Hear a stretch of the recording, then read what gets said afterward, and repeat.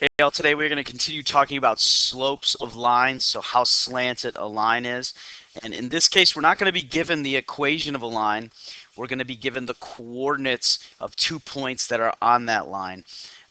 Lines contain an uncountable number of points, and in order to find the slope, we just need to know 2 of them. So if we know the coordinates of 2 points, we can find the slope. And so the slope of a line is m. That's what we found when we had the equation of a line in slope-intercept form. Remember that that number in front of x represented m. And if we're going to calculate the slope using the coordinates, we do have a method or a formula. We're still going to call slope m. And if you remember, each coordinate has an x and a y. The first number in a coordinate is the x. That tells you how far do you move from the middle of the coordinate plane, left or right. The y value tells you how far do you move in the coordinate plane from the middle, up or down. And then that gives you the location of the point. And so to find the slope of a line that would connect these 2 points or go through both of these points, we're going to get a fraction, much like we had in our equations. And to get the top, we will subtract the y values.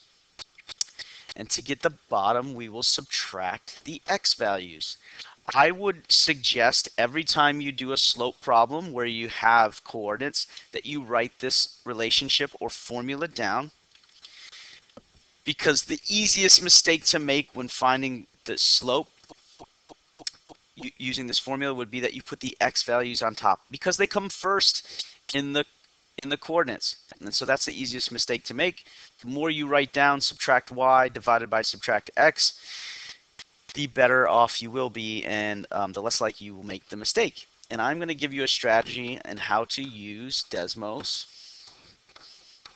to also help you eliminate as many mistakes as possible. So I would put these coordinates, -13, -9, in a table. If you press the plus button and then select table, we can put coordinates in here. So I'm going to put -13, -9. And then I'll put my other coordinate, 3, -14.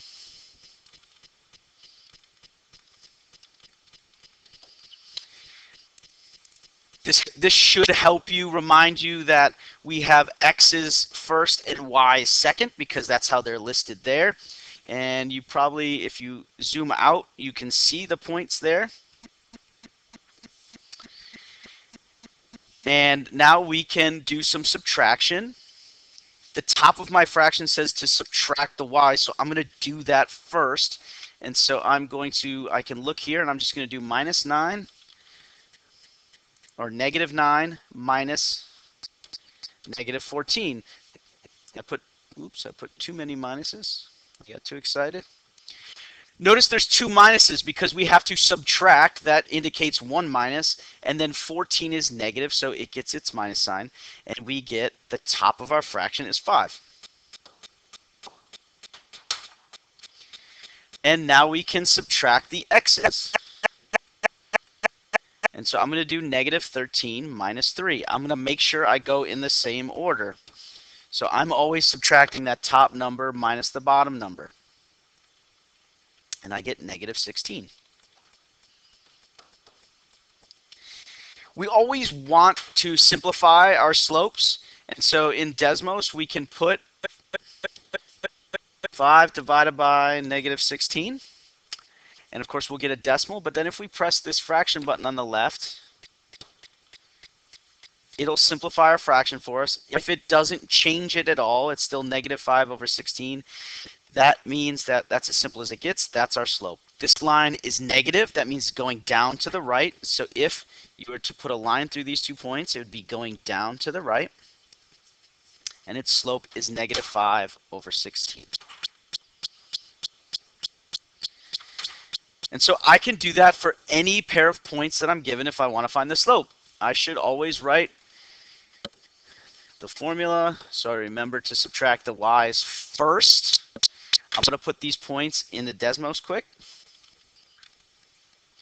So here I have my points in Desmos. I've made my screen a little smaller so that I can see my calculations and my coordinates.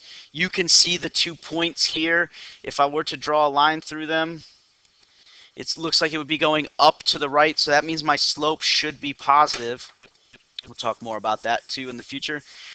But I'm going to start with the formula. It says on top to subtract the y's, and so I'm going to subtract the y's first. If you put them into Desmos, you can see the y's are on the right. They're the second numbers, and I always subtract top minus bottom, so -2 minus 18. Again, I have too many negative signs. -2 minus 18, we get -20. And then I can subtract my x's. Again, I always do the top minus the bottom. -2 minus 4. And so if you do it like that, you actually get the y answer above the x answer, much like it should be for our slope. So -20 over -6. But Mr. Pickard, you said this should be a positive slope. Well, we should always put this slope into Desmos. -20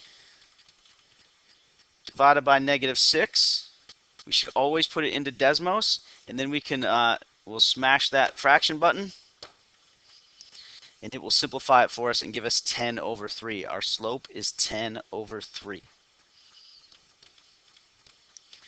So even though it looked like it was going to be negative, it is positive. Our slope is 10 over 3. And what that means is if we were to draw this line completely, anytime we were to go from one point to another, we could go up 10 to the right 3 and find another point on that line. And so what I want you to do right now is I want you to pause here. I want you to try this last problem I have. Give this one a go on your own. If you need help, please do ask. Pause this, try it, and then come back and check your answer and see if you got it right. So I hope you used the table. Subtract the y's first. 19 minus -3 gives us 22. Subtract the x's next. -7 minus -14, so we should have 2 minuses again. Gives me +7. I put that into the calculator, 22 over 7, and then I'm going to smash the fraction button, and that's going to tell me that's as simple as that fraction gets. So my slope is 22 over 7, and it's positive. Like the last one, you can see if I put the line through those points, my line's not super straight, but you can see it's going up to the right.